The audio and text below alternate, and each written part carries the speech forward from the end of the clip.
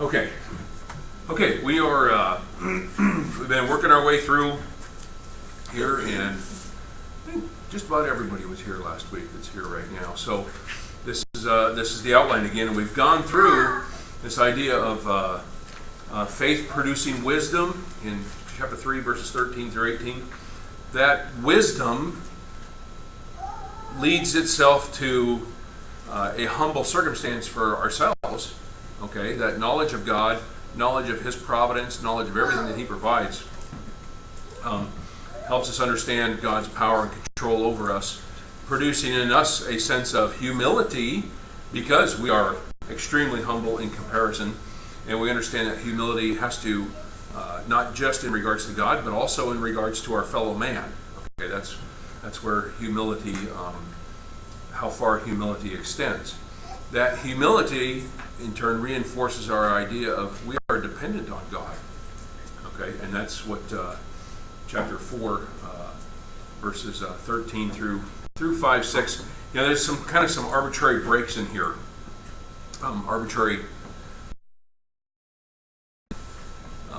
There's a flow across these things, and you just kind of break down the best you can, and that's kind of what I try to do. Okay, so faith produces a dependence on God. Let us, chapter 4, 13 to 17, takes the topic of humility in the first part of chapter 4 and then makes the application of that principle. Okay, so this first part is an application. So let's read verses 13 through 17. Come now, you who say, today or tomorrow we shall go to such and such a city and spend a year there, engage in business and make a profit. Yet you do not know what your life will be like tomorrow. You are just a vapor that appears for a little while. You ought to say, if the Lord wills, we shall live, and also do this or that. But as it is, you boast in your arrogance. All such boasting is evil. Therefore, to one who knows the right thing to do and does not do it, to him it is sin. So in verse 13, where he starts off here, kind of talking about planning the future. He says, come now, or go to now. Some of the older translations say, go to now. Doesn't really ring a bell with me. I don't know what that means. Again, I know the individual words, but now it's kind of the equivalent of, listen here, everybody. Here's what I'm trying to say. Listen to what I'm saying. And he's trying to get their attention. And he says, those of you that boast you're going to go here and do this, you have no idea how things are going to go. Does that mean that it's a sin to make a plan? It's not a sin. But making plans without recognizing that God has a role in the outcome, okay, is arrogance, and we ought not to be doing that. It's just foolhardy to ignore that God is going to have a say in things. So, but what's the mindset of the person who would make that claim? Hey, let's go over here. We'll be there for a year. We'll make a bunch of money. The mindset is one of arrogance, a pretended knowledge of the future that they do not even begin to have. Okay, you just don't know. That shows a lack of, and that's what James has been talking about just now. Is this? Hey, we need to be humble. So, how can you make the plans that are in verse 13 without the knowledge of the future? And that's what verse 14 is about. You do not know what your life will be like tomorrow. You're just a vapor that appears for a little while and then vanishes away. A mist and a vapor. And this is not a new concept. Okay? Go back to 1 Chronicles. 1 Kings, 1 Chronicles. So 1 Chronicles 29, verse 15.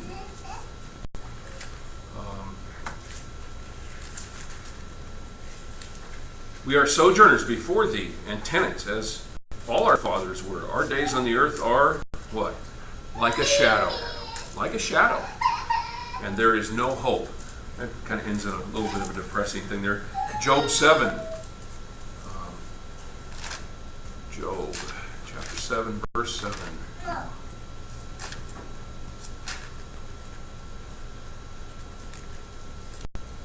on.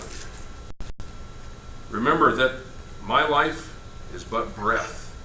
My eye will not again see good. Okay, my life is breath. Is the idea of the mist. Job 14, 10 and 11. A man dies and lies prostrate, man expires. Where is he? As water evaporates from the sea, and the river becomes parched and dried up, so man lies down and does not rise until the heavens be no more. He will not awake nor be aroused out of his sleep. The idea is that, hey, you're just like evaporating seawater. Okay, that's what your life is like. Psalm 78 brings it out also. Psalm 78, verse 39. Thus he remembered that they were but flesh, a wind that passes and does not return. Okay, so throughout history, throughout the writing of the Bible, God has tried to bring this idea apart, bring this idea to the forefront of our minds. And James, his version of it is, you are just a vapor that appears for a little while and then vanishes. And so understand that this is going to be what your life is. Okay. That doesn't mean it is insignificant in the eyes of God. God has plans for us. He wants us to do certain things. But when we get to start thinking that, hey, in our arrogance, we've got this much control and everything else. No. Yeah. No. Remain humble. It makes me think of Nebuchadnezzar's, I think it was his second dream, was it? Daniel 4, when he's like, the great tree, and Daniel says, hey, that's you, you're the drink. But remember, God's in control here. Yeah. And Nebuchadnezzar was greatly humbled. God humbled him. Yeah. But, yeah. And in fact, it said, there's something on the verse there of until you understand. That's right. That God rules In the kingdoms of men. You're going to be eating grass like an ox. And we had at Soul Camp this year, the major theme of the whole thing was the book of Ecclesiastes. And so Gary Fisher taught through Ecclesiastes. It's a good study. Anytime you get into Ecclesiastes, you've got a good study going on probably. But it's all is vanity. Okay? And you work hard, you die, and you're eventually forgotten by those that are still under the sun. Okay? And on the surface of that, that's a pretty depressing message. Okay? Under the sun. Okay? If you understand that we don't remain under the sun. Okay? So Solomon concludes, fear God and keep his commandments. For this applies to every person, for God will bring every act into judgment, everything which is hidden, whether it's good or evil. So there's an existence that continues beyond under the sun, when we are no longer under the sun. And James, I think, is also wanting us to remember that same sort of thing. You've got an immortal soul, and that soul is not going to remain under the sun. It's going to return to God, and that's why back in verse 5, he jealously desires the Spirit which he has made to dwell in us. And almost bringing up that same idea again. That soul is going to return to God and give answer. So, and then verse 15 is James's remedy, and he says, instead, if you're in this situation, you ought to say, if the Lord wills, we shall live and also do this or do that. Okay, that's the thing that's going to overcome our tendency to be arrogant about, hey, I got this great plan, and I know how the future is going to go. No. You need to recognize when that tendency kind of overcomes us to say something like that. We need to have the understanding, if the Lord wills. Now, is saying if the Lord wills some sort of a magic mantra or spell, that can cast it? No, but the attitude. He's talking about the attitude. And if if you need to say that to dispel yourself of the attitude, then be saying that. It doesn't hurt to say it at all. The only time I can think of it saying it is that if we say it so much out of repetition, it means nothing whatsoever anymore. And things can become meaningless out of overuse. Okay? But the attitude should always be there, because it's an explicit recognition, in this case out loud, if we go through to say it, that God has a say in the matters of the future, and he'll weigh in when? Anytime he chooses. that's when he is going to weigh in. Okay. He might give us the flat tire now. We kind of talked about this. He might give us the flat tire now to avoid the accident in 10 minutes. Okay? And so, got the flat tire. Lord, I don't know what you got planned. I don't know if your hand was in this or it was just the nail. I don't know if the nail was there or you put the nail there. I don't know. But how do I handle it? I fix the tire and you know, don't get angry about it. Okay? He might give me the accident in 10 minutes, and I might even lose my life in 10 minutes in that accident. He might have done that to avoid something 2 or 3 years down the road that fall prey to. And yet, okay, you see what I'm saying here? It may, any of these things that happen to us that are bad may be part of God's plan to avoid something even worse down the road. And we need to keep that in our minds and trust God. He is going to make all things what? Work together for good for those that love the Lord. And that definition of good includes things that are not under the sun anymore, that expands beyond our vapor-like existence on the earth, okay, because he loves us and, verse 5, wants us back. So, now, do I know the cause of the flat tire or the accident? I have no idea. I have no idea. Okay? But I trust him. You might know the nail did it, but how the nail got there, why it was there. Right. Yeah. It is, how did this happen and why did this happen? Those are different questions. Okay? Now, if how did it happen was I was going 100 miles an hour in a curve. Why did that happen is my own stupidity. Okay. And you need to be thankful that your life wasn't taken at that moment. Yeah. Through your own fault. Yeah. So, okay. So the earnest attitude in this, recognizing God has a say, and he may make it explicit, he may not. That is an important thing, an important attitude for us to develop and maintain. Yeah. If the Lord wills, that was on Paul's mind all the time. Yeah. He had things he wanted to do. Yeah. And he says, I'm going to do this. If God allows me to do it, Yeah. I'm going to do this. Yeah. Right. Yeah, I have wanted to come to you, but he says the Lord prevented it. Is that Yep. what he says at one point? Is that in regards to going to Spain? Yeah, maybe. I think, or then at Rome? one Maybe point- Rome. Yeah, at one point he wanted to go. He wasn't in Asia Minor yet. Or no, he was in Asia Minor. He wanted to go East. east, and God says, no, you're going the other way. You're going Yeah, Macedonia. Heard the Macedonian call. Okay. Notice also in here it says, if the Lord wills, we shall what? Live. Okay? Our very continued existence depends on his will. Humility? Oh yeah. The very breath we take every day. That's right. That's right.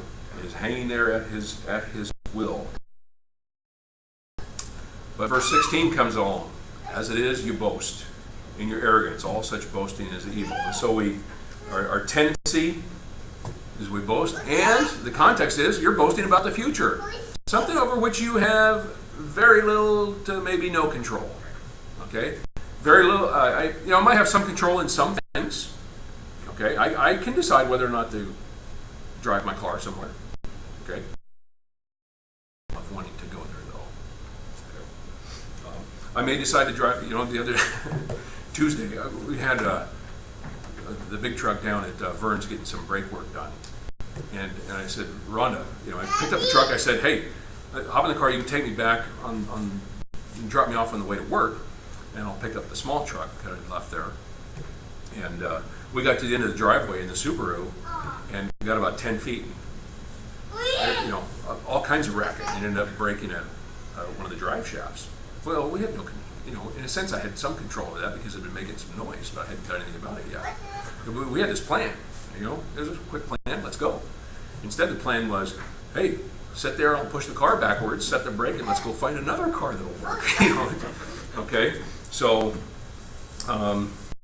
obviously, if I knew the future, I wouldn't have gotten in that car to begin with. I'd have fixed it first. But now it sits in our driveway. So, and that's okay. We might have avoided something by being 3 minutes behind our other schedule. So he says, such boasting about the future, he says, he calls it evil.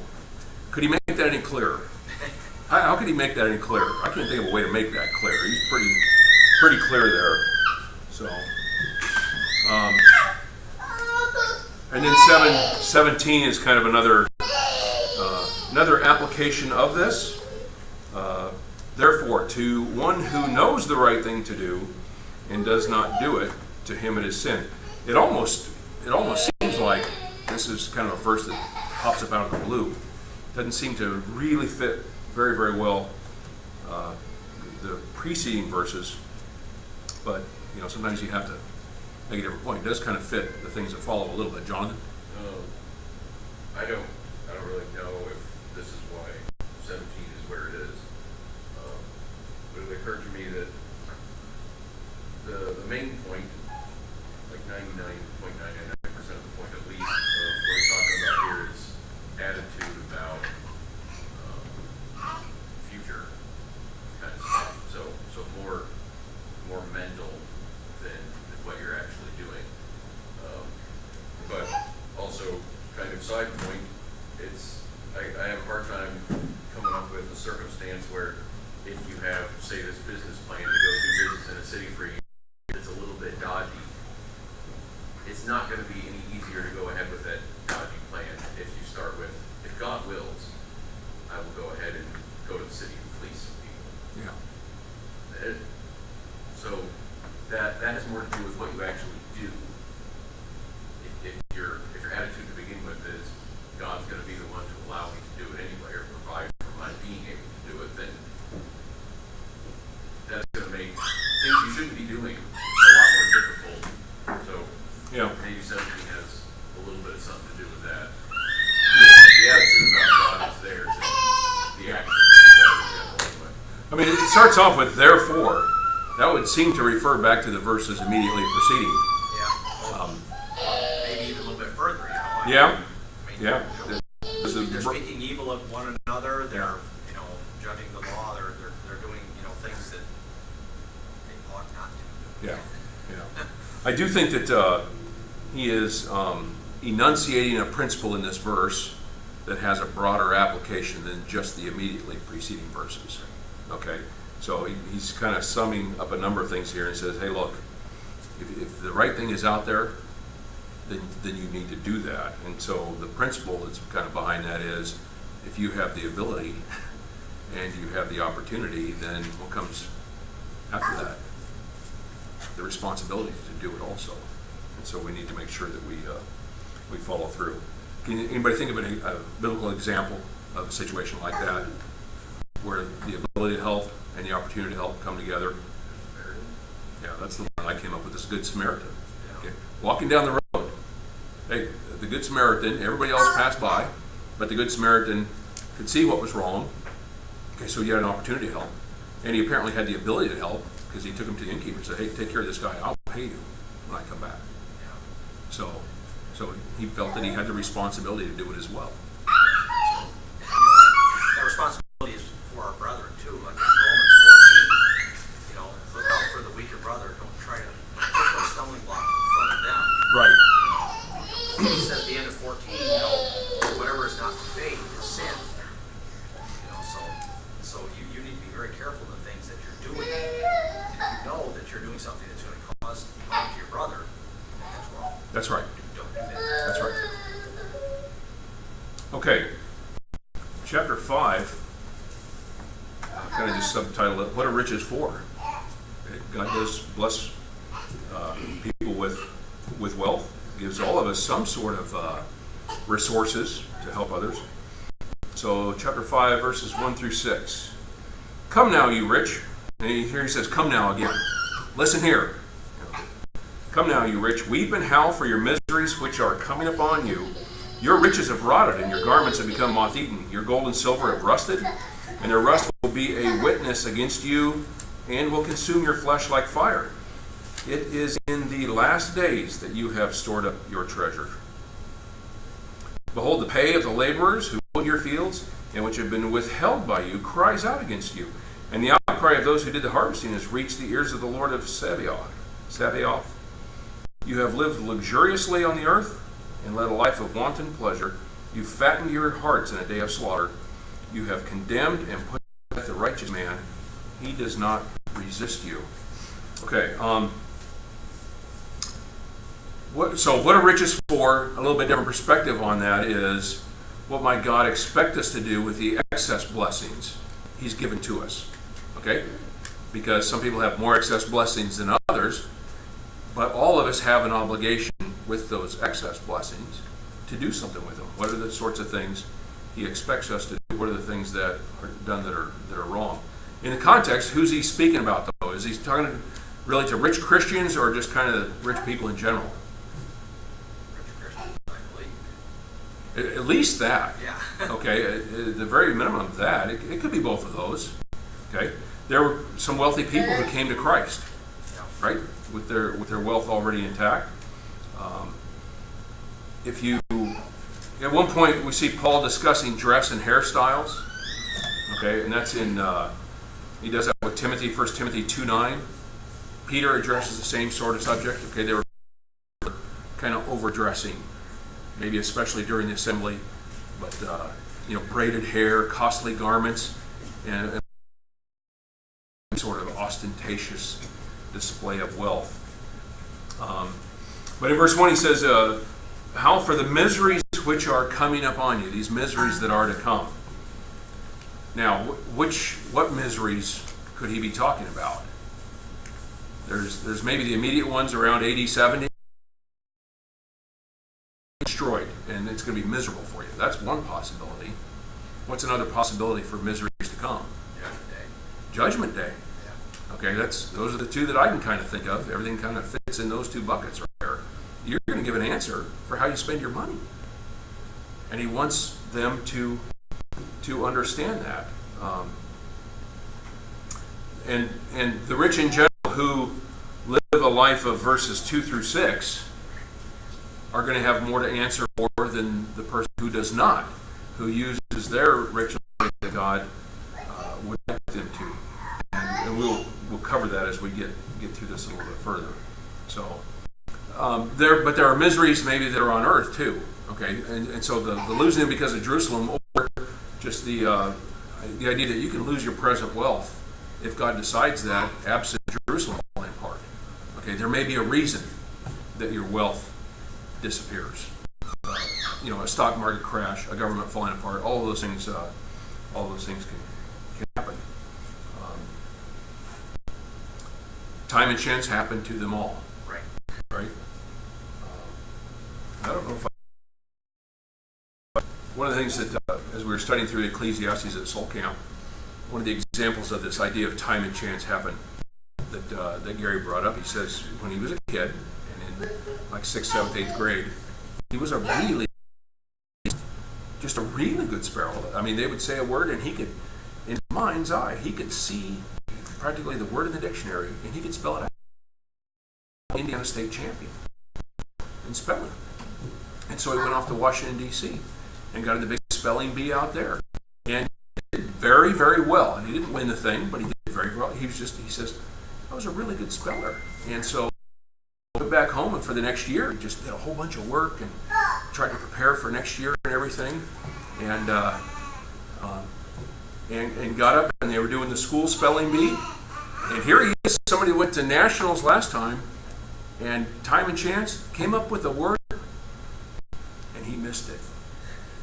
He absolutely missed it. It was a word that he just, So here he is, at the one level, but the next year, after even more preparation, time and chance, they came up with a word and kicked out at the first round. He says it was just devastating to him, but I understand. I'm a good speller. But time and chance. Time and chance. So, okay. The characteristics of misused wealth. What are some of the things that are being talked about in there?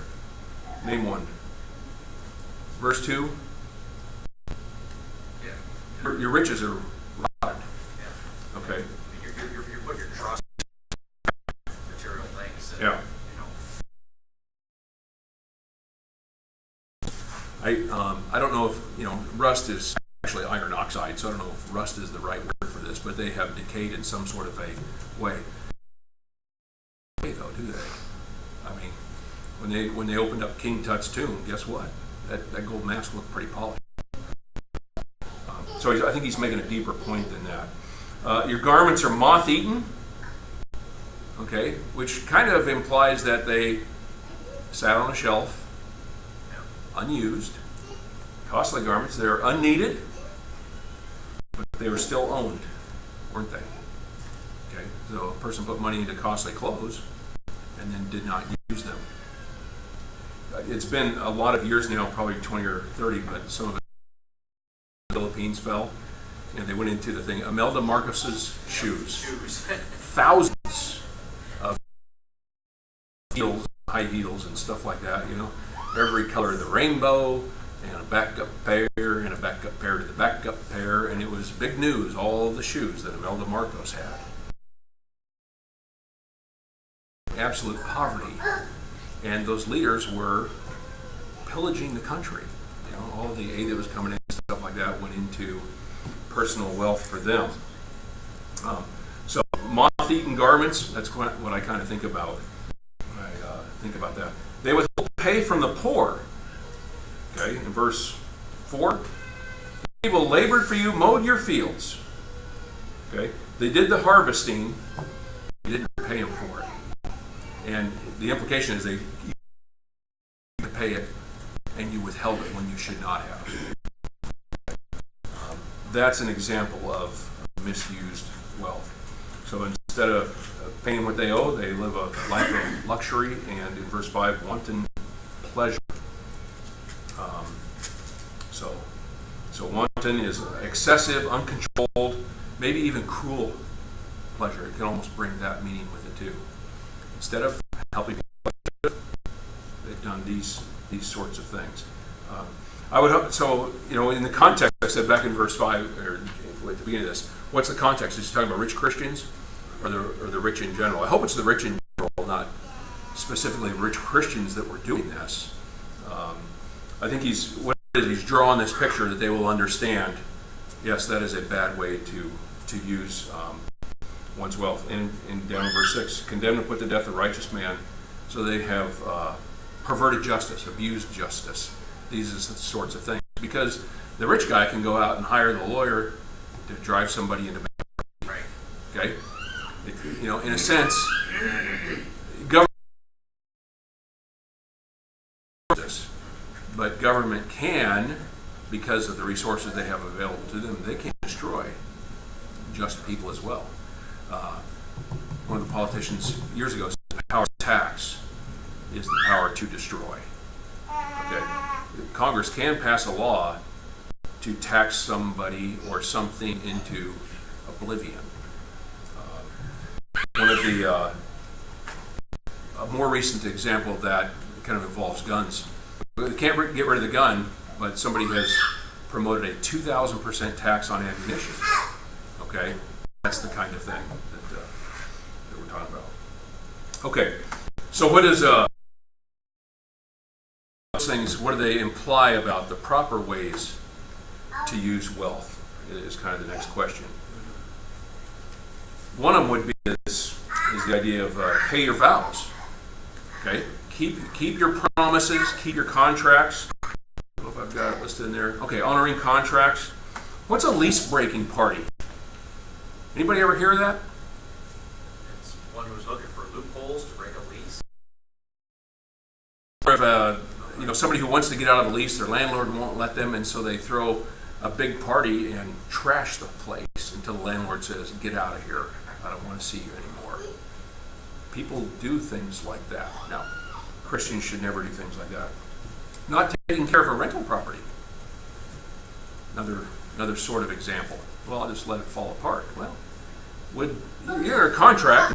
That contract is that you're going to use some due diligence to take care of the thing that you are renting from somewhere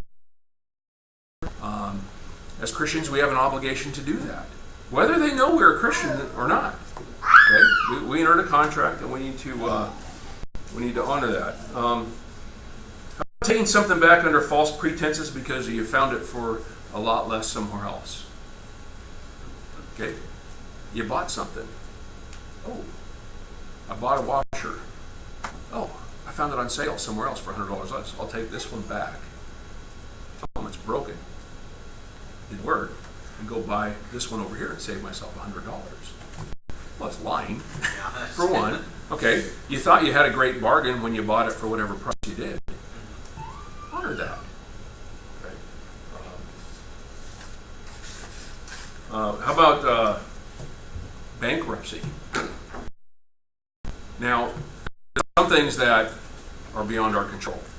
Okay, and it may happen that a person gets driven toward having to declare bankruptcy. What about a bankruptcy that comes about because you were completely irresponsible with your spending habits? And that's something within your control. That's right. You may be forced into bankruptcy, something out of your control, something a family member or a spouse or whatever has medical bills that just drives you into bankruptcy. That's beyond. Right. So luxuriously, and I refuse to pay whatever my rent, then that's my fault. Yeah. There was a commercial on TV a number of years ago where a guy was talking about, I got a beautiful lawnmower, I've got a beautiful house, and he says, I'm in debt up to my eyeballs. To pay it whatsoever. I knew of somebody that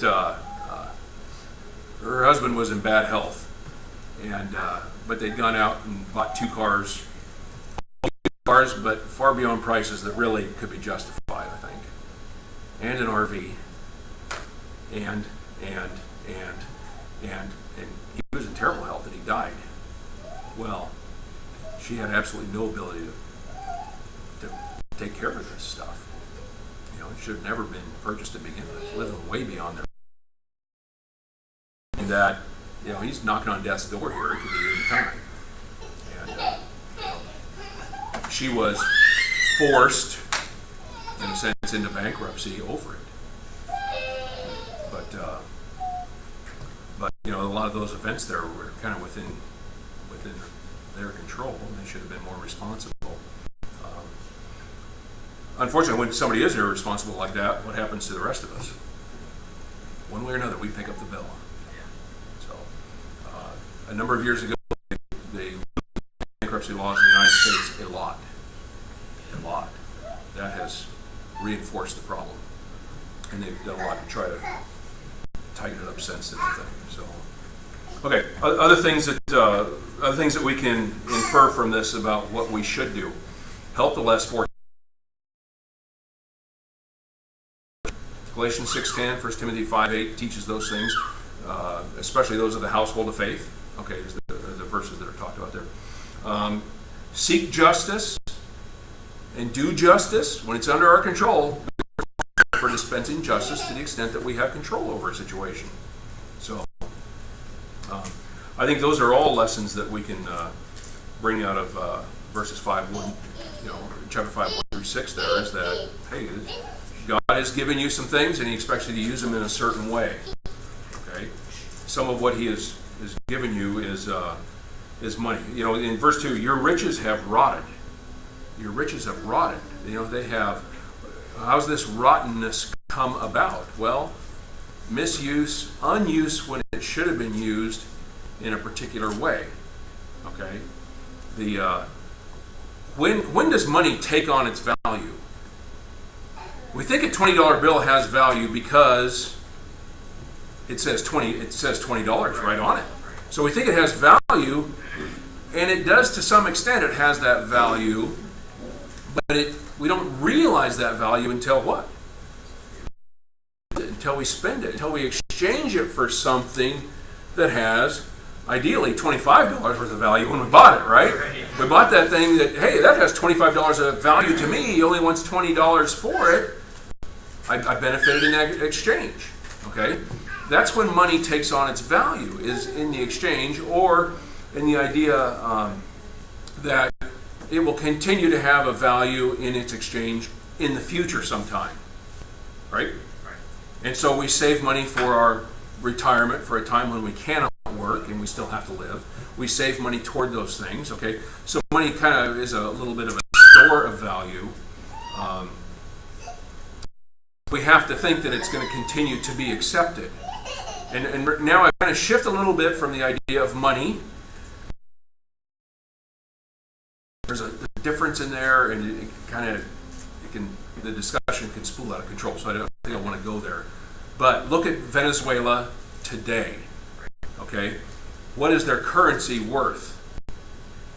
Almost nothing. I don't know if you're reading about what's going on in Venezuela, Inflation like 200% or something. or 2,000%, just an enormous amount of money. So that if you ever get paid, what do? You immediately run out to the store and spend it right then, because tomorrow the price may double. Okay? Now, this is the first time that's ever happened in history, right? No, it is not the first time. What happened 80 years ago in the Weimar Republic? Okay, in Germany, wheelbarrows of cash to buy the bread. Okay. So when people no longer believe, it really becomes worthless. Okay, and then what do you do then? That those situations have happened. So we spend it. We also save some of it toward the future. When the future gets to be really uncertain, what does this remind us of? Circumstances are, okay, on this earth, and so we continue to look back toward God. That's right. You know, that little green piece of paper that you're holding, really, that's... Yeah, the piece of paper. So, and it's great as long as somebody else. Now that piece is worthless. So they should spend their excess wealth on helping others. Right. They weren't doing it all, and that it's a very practical sort of lesson for James to pass on to them and for us to understand.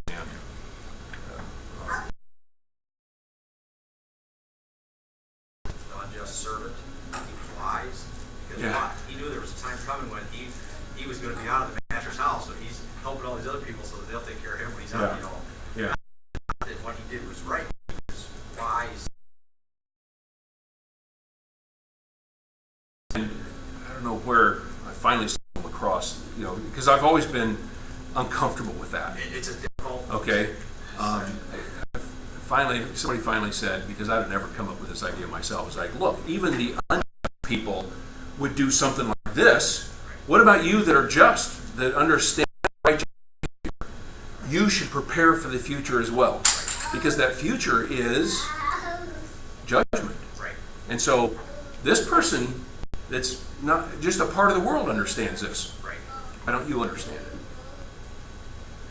it? That helped me kind of understand what. That's a good lesson to draw. Yeah. Okay. Let's see here.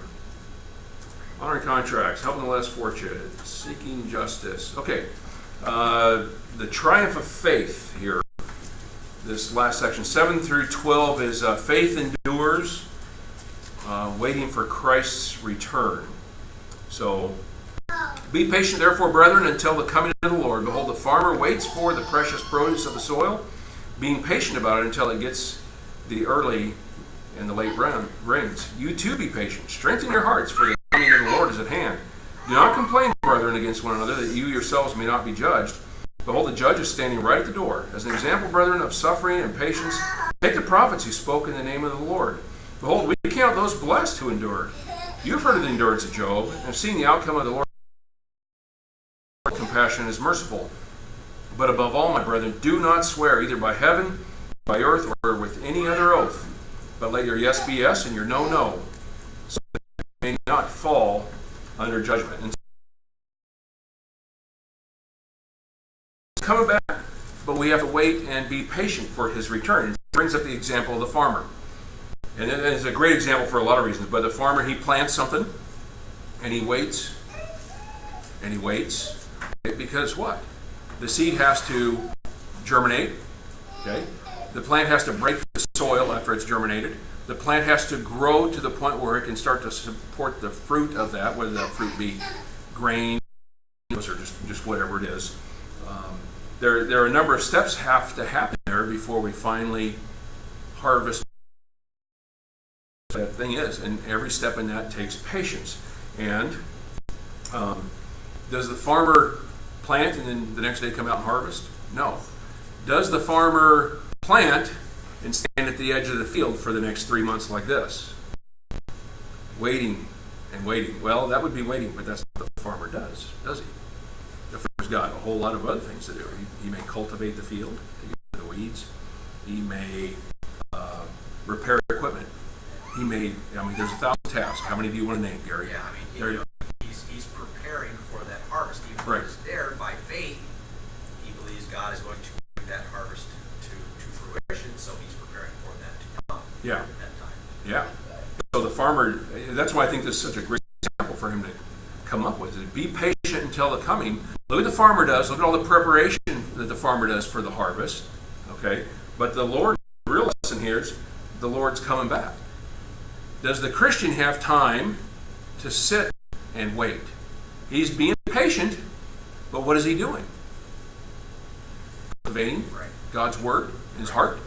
Okay? He's doing the things that need to be done to prepare. Be ready for it. He's repairing bad habits. The Christian has. Okay? The farmer's repairing machinery nowadays.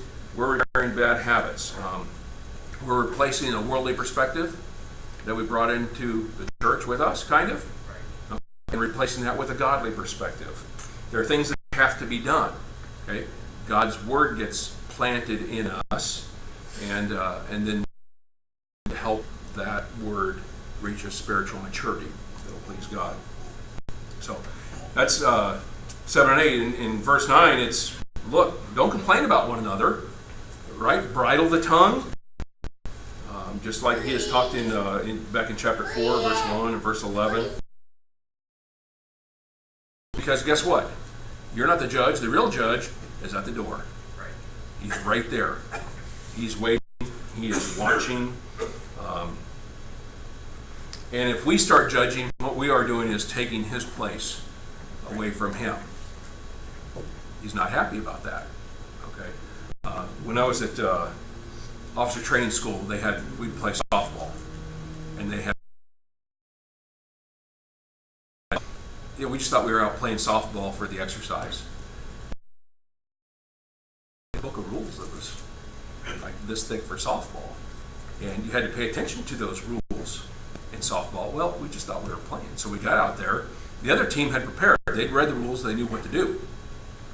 We had one of the rules, and there were a lot of them. Okay, and they're just because none of this was about softball. It was about learning to follow the rules. That's what they were trying to get us to understand. One of the rules was at the beginning of the game, you must give on a piece of paper in writing the batting order to the umpire. You have to be ready for it. Our guy that was in charge of doing softball, he hadn't read the rules. He'd been busy. None of us did. Okay, so none of us had read these rules, and we get up to bat, or we were in the field or whatever. We hadn't given the rules, so the umpire awarded first base to their first batter, and we're like, what's going on there? So, and the next batter kind of gets up, and we still didn't have it, so he awards the next batter. Well, they scored like 30 runs. While our guy is looking through the rules, what's going on here? What's going on here? And he's scrambling and scrambling. He's trying to write stuff out. And we're like, what's going on? And we're saying to the umpire, what are you doing? That's not right. He said, and you're trying to call my game. That was a big one. Oh, you're trying to call my game. Okay? And so, batter take the base. And the runs are scoring, and we're scrambling. We're all looking, what are the rules? What are the rules? Okay? The big one, you're trying to call my game. Judge one another. We're calling God's game. He's no more happy about that than the umpire in that softball experience was. Okay, and again, the point was not to play softball. I mean, we're dumb as rocks. We are dumb as rocks. We did not see this coming at all. The goal was to get us to pay attention to detail. That's what it was really about, okay? And we learned that lesson pretty quick. Now, we lost the softball game by, I don't know if we ever got the bat. We might have run out of time before we ever got the bat. And we never complained about an umpire's call after that at all. I mean, you never did that again. So don't call the game for the umpire. God's the umpire. In 10 and 11 there, he talks about the suffering and patience of the prophets in Job, and we look at them and say, hey, those guys endured. They endured, and they've been rewarded. Now, Job, his reward, his initial reward anyway, came while he was in life, right? More wealth than he had before, right? Okay, the prophets, some of them were stoned. Okay, so the initial reward may not have been all that good, although they got out of a difficult situation and they're in a much better place, and we recognize that. And I think that's what James is trying to bring to our mind. Is like, look, there's, do the right thing, be patient. And then let's finish up with, we'll save the rest for next week. Above all, my brethren, do not swear either by heaven or by earth or with any other oath. Let your yes be yes, your no, no, that you may not fall under judgment. I think this is about this particular verse. And James kind of seems to be throwing some things in here. Oh, I want to talk about this too. Oath taking. Oath taking is very, very serious so far as God is concerned. And so we have to follow through on the oaths we take. It's 19, 12, Deuteronomy 23, 25, 33, 37, all of them but kind of basically say the same thing. Let your yes be yes. Do what you are going to say, so that you may not fall under judgment. Okay? So it's when you take an oath, you are pledging to God, I will do this. What did we just learn about our control over the future? Right. We don't have nearly as much as we would like to have. I'm not saying there's no place for taking an oath. Okay? When we are baptized, we are, in a sense, taking an oath. God, I'll put sin behind me. I'll do my best. And he recognizes there'll be failures in there, and he's given us an avenue for that. But when we're taking that oath, we're making a solemn pledge to God, and we need to remember that. All of us have been in the military, and there are military oaths that you have to take. You swear in and you get promoted, things like that. And even the military oaths have a line in there. I solemnly swear or affirm that I will do this. And so they're recognizing, I don't think most people understand why that is there. I think it's there because of this verse right here, verse 12. I think it really does go back to that. And a lot of times in the Air Force, the tradition was, if you're promoted, you stand up in front of everybody and so it seemed like there was a reminder, okay. But when you're taking that oath, a lot of the people administering the oath might say, "Do you want to swear or affirm?" Sometimes, and it kind of got dropped a little bit, and the person would say, "Hey, raise your right hand, repeat after me. I state your full name. Do solemnly swear." And the person would say, and it would, oh, hey, kind of remind you of what was going on. So, okay, oath taking is serious. We're 3 minutes over. We'll pick up next week in verse 13. So Gary will have time to read through 1 Peter. Is that where we're going? Yeah. Gary may have some time to